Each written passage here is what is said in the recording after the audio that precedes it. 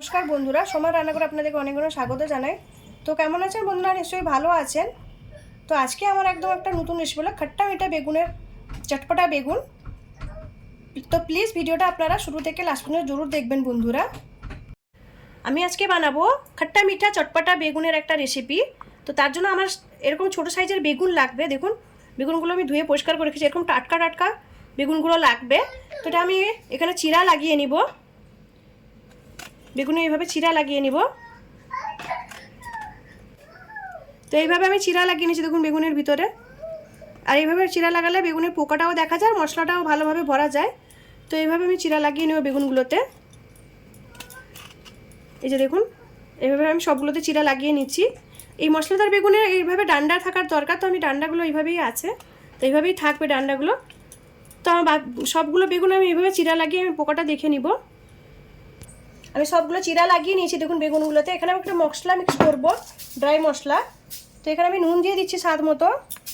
এবার আমি ধনে পাউডার দিচ্ছি, চাট মশলা দিয়ে দিলাম, লাল লঙ্কার গুঁড়ো দিচ্ছি, জিরের গুঁড়ো, একটু গরম মশলার গুঁড়ো সামান্য একটু, খুবই অল্প করে হলুদটা দিলাম। আমি নিয়েছি ছোলার ছাতু। আপনাদের ছোলার ছাতুটা যদি না থাকে তাহলে আপনারা বেসন নিতে পারেন। 1 চামচ আমি নিচ্ছি ছোলার ছাতু, বেসনটা দিয়েও ভালো হয়।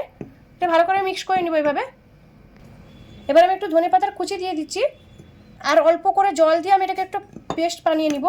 আমি এখানে জল দিচ্ছি, আপনারা চাইলে তেল দিয়ে এই পেস্টটা করতে পারেন, কারণ আমি যেহেতু এটা তেলে ভাজবো আমি যেন তেলটা দিব না, আমি জল দিয়ে এই পেস্টটা তৈরি করে নিচ্ছি। পেস্টটা খুব বেশি জল দিয়ে পেস্ট হবে না, এরকম অল্প করে জল দিয়ে আমি পেস্ট একটু তৈরি করে নিব।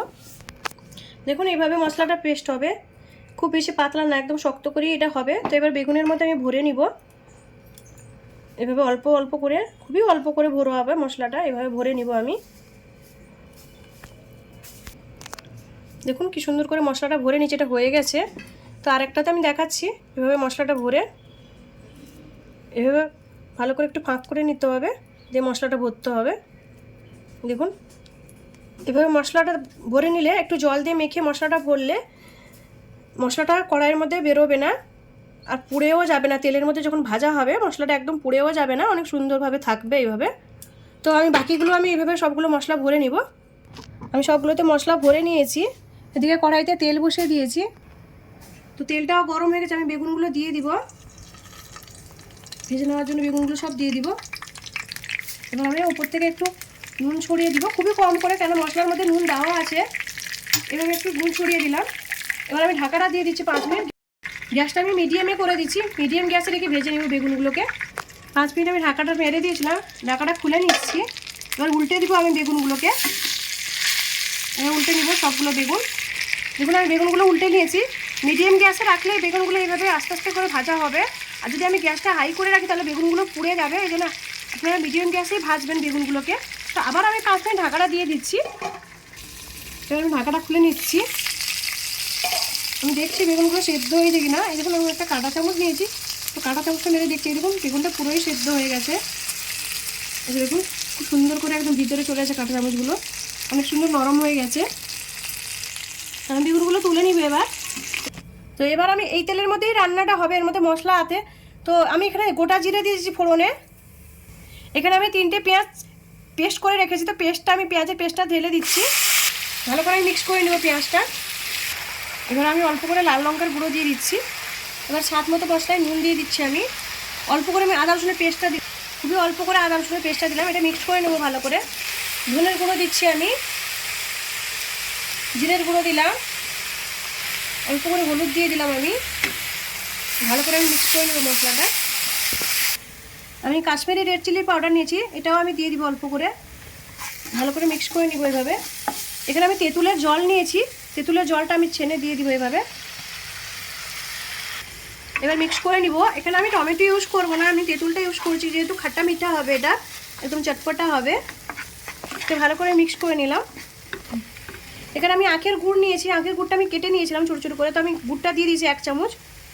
আমি এখানে গুড় নিয়েছি, আপনারা চাইলে চিনিটাও দিতে পারেন, তো খাট্টা মিঠা হবে এটা। তো ভালো করে আমি গুড়টা মিক্স করে নিব, গলিয়ে নিব একটু ভালো করে। মিক্স করে নিয়েছি। এবার আমি বেগুনগুলো দিয়ে দেবো এর উপর থেকে, বেগুনগুলো ঢেলে দিব আমি।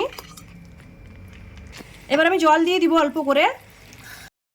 এবার আমি মিক্স করে নিব, অল্প করেই জলটা দিয়েছি যেহেতু বেগুনটা সেদ্ধ হয়ে গেছে, তো আমি মিক্স করে নিব ভালো করে এইভাবে। এবার আমি 5 মিনিট ঢাকা দিয়ে দিব। তার আগে আমি একটু ধনেপাতা দিয়ে দিচ্ছি।